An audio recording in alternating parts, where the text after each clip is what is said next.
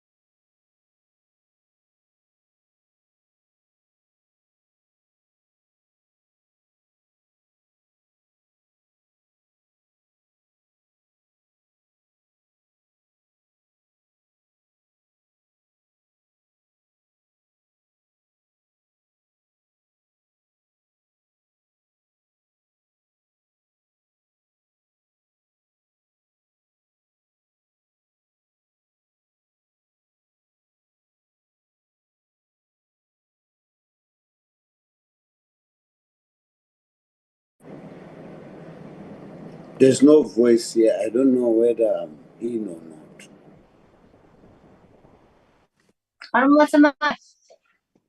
How are you? I'm okay, Che. Okay. No, it's almost 1 minute to 10, so we'll be starting in a minute. Okay. Well, according to my watch. Okay. Okay. He's Thanks. rushing. Somebody don't rush, my friends. Okay, Honorable Malika.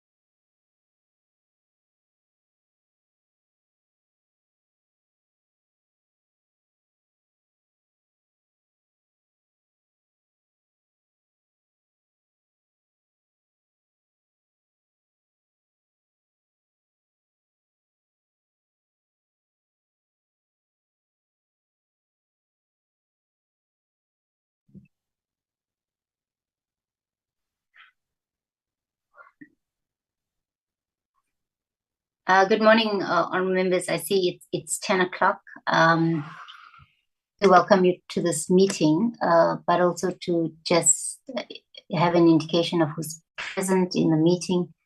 We have Honorable Maleka, Honorable Mtetwa, Honorable Mikalakis, Honorable Dodovo, Honorable Bartlett, Honorable Ndongini, Honorable Barnhorst, Honorable Motsamai. Welcome, honorable members. Thank you very much. We are, is it 8 members question or 9? We are 9 members, honorable members. We formed the necessary quorum for this meeting. I see the Deputy Minister of Home Affairs as well as the legal representative from the department on the platform. Welcome. Welcome to Legal Services, and I think the Office of the State Law Advisor. Welcome to this meeting. Our members, just in terms of today's meeting, we're expecting to deal with the adoption of the Electoral Matters Amendment Bill, as well as to focus on the report of the Electoral Matters Amendment Bill. In our last meeting, honorable members, we continued with deliberation on the bill. In that meeting, in those two meetings, various views were expressed, discussed, and responded to by either by the department or by Parliamentary Legal Services. We had indicated that in today's meeting, then we will move the bill for adoption. Members would have also received a draft committee report also on this bill. That being said, honourable members, I understand also that there's another meeting that some members have to be in as well. There's a joint rules committee meeting. But allow me then, members, to then table the bill for adoption. If members can give me an indication if there's a mover for the adoption of the bill without amendments.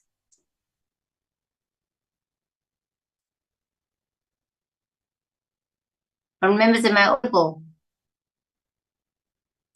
Yes, you are audible. Yes, you, Okay. you are very audible.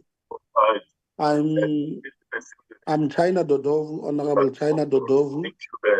I move that we must adopt this bill without any amendments. I think it's quite important. Thank you, Chair. Thank you, Honorable Dodovu. Is there any seconder to that move? Ndongeni seconds, Chair. Thank you very much, Honorable Dongeni. Are there any objections and/or abstentions? Objection, Chair. Honorable Barnas? Objection, Chair.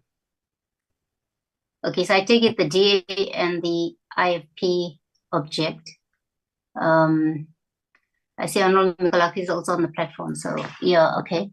Okay, are there any abstentions?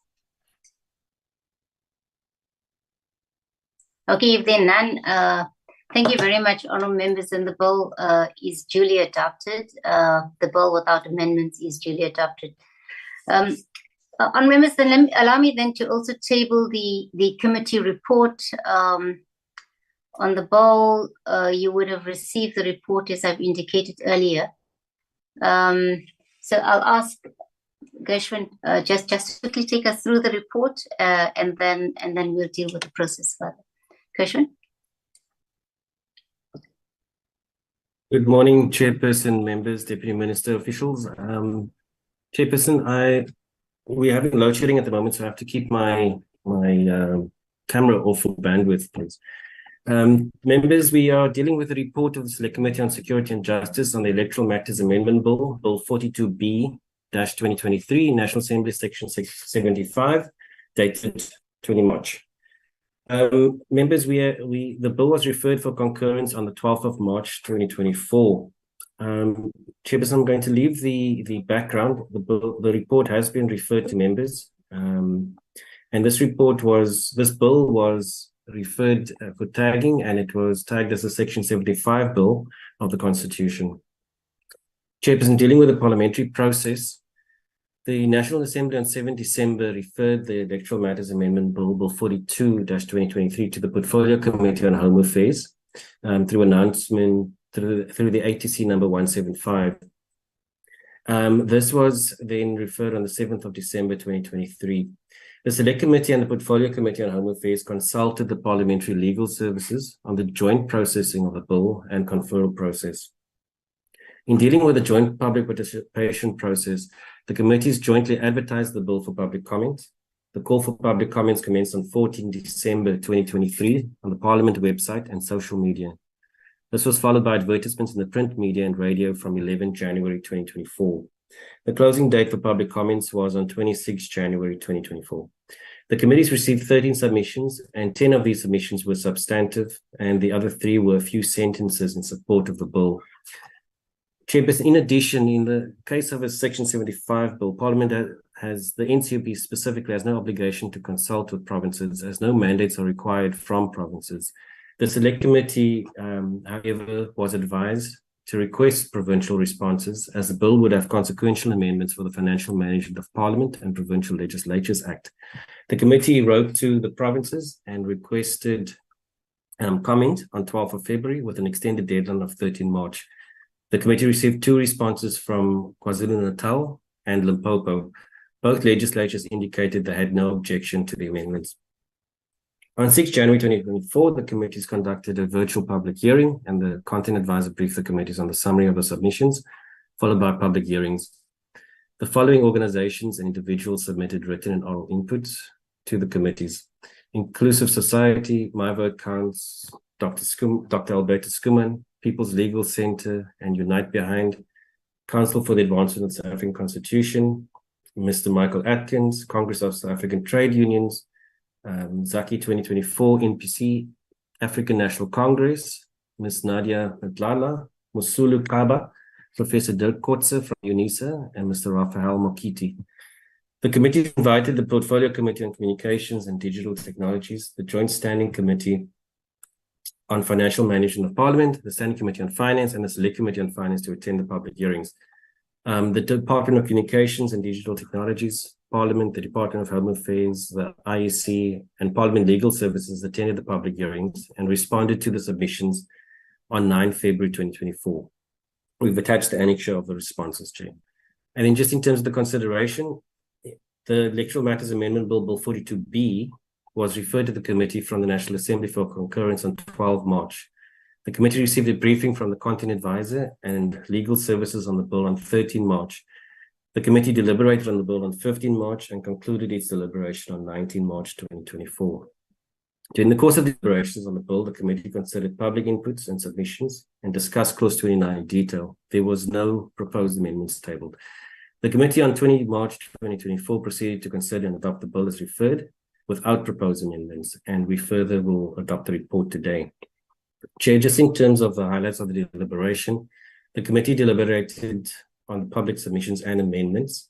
Much of the deliberation was in Clause 29 of the bill, which deals with the amendment to Schedule 2 of the Political Party Funding Act 2018. In particular, in relation to Clause 29, the following clauses were discussed in detail: substantive and material changes and the bearing on further public participation.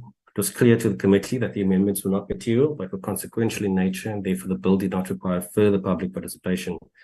The formula contained in the bill on the issue of funding and the 90-10 split, the committee considered the fact that the formula satisfies proportional and equitable distribution in terms of Section 236 of the Constitution. It was noted by the committee that if the amounts in the subclauses 7 and 9 on donation thresholds and upper limits were moved to regulations, these regulations should be ready as soon as the bill was enacted to prevent confusion on donations prior to pending elections.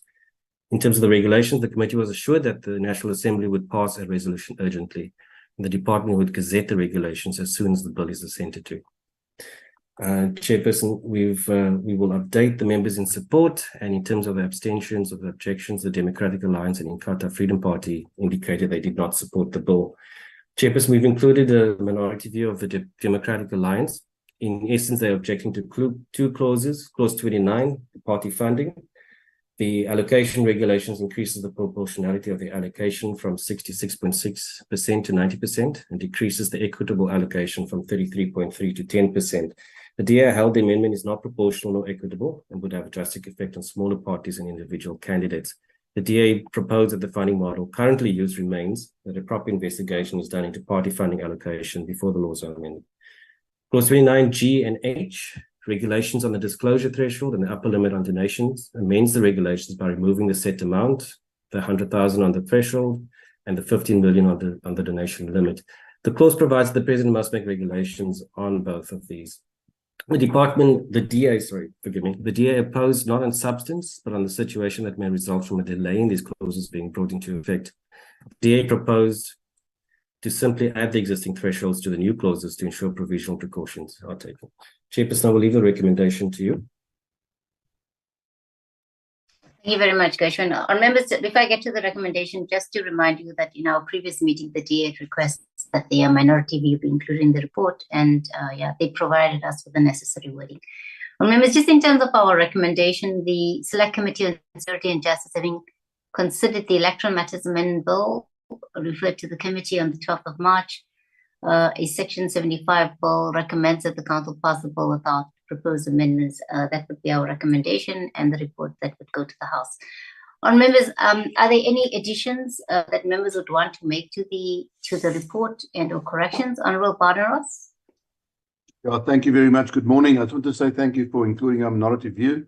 I just want to ask, for the sake of completeness of the report, are we not going to make a mention of the legal advisors writing to the Speaker of Parliament regarding the lacuna that may arise because of the regulations in clause number 29, G and H? I don't see any mention of that in the report. Thanks, Chair. Okay, yeah, it's not specifically mentioned in the report, but obviously it would go into our minutes, the detail. But there is this, Gershwin, if you could just maybe go up on the report.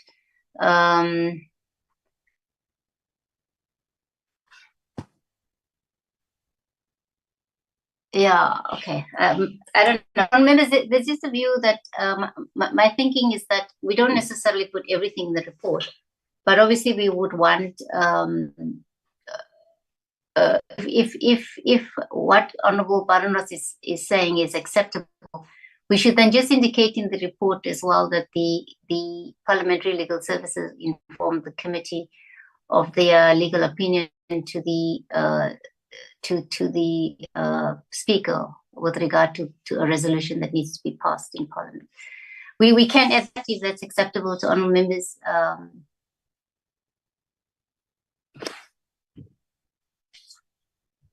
Honourable members. That'd be acceptable. Thank you, Chair. Okay, thanks, Honourable Baronos. Okay, with that addition, honourable members, if there's no other addition, is there any member that would like to move for the adoption of the report with that addition? I move, Honorable Chair, Honorable Bartlett, move for adoption. Thank you, Honorable I Bartlett. second that, Chair. Thank you very much. Thank you very much, Honorable Mutsama. Thank you very much, honourable members. The report is adopted. Honourable members, obviously, we've come to the end of that, the processing of the bill. And I would like to then also take this opportunity to thank the commentators and members for their valuable input and deliberation on the bill. I would also like to thank the Parliamentary Legal Services. I think the inputs and deliberations that ensued and the assistance that we received from Parliamentary Legal Services, the department, as well as the IEC, assisted us as well as Parliament in general, to meet the deadline with regard to this bill. Honourable members, I think we are satisfied that the bill complies with the Constitutional Court in its judgment in the New Nation Movement, NPC and others versus the President of the Republic of South Africa and others, to provide that adult citizens may contest elections for the National Assembly and provincial legislatures as independent candidates. With that being said, honourable members, we've come to the end of this meeting, but I would just like to indicate to members that just in terms of, we had a scheduled meeting for next week, Wednesday, with the Magistrates Commission, which Commission has requested that we try and reconvene that meeting at another day, so that information will be communicated to members in due time. That being said, honourable members, thank you very much, and this meeting is adjourned. Thank you, Chair. Thank you, Chair. Thank you, Chair. Thanks, colleagues.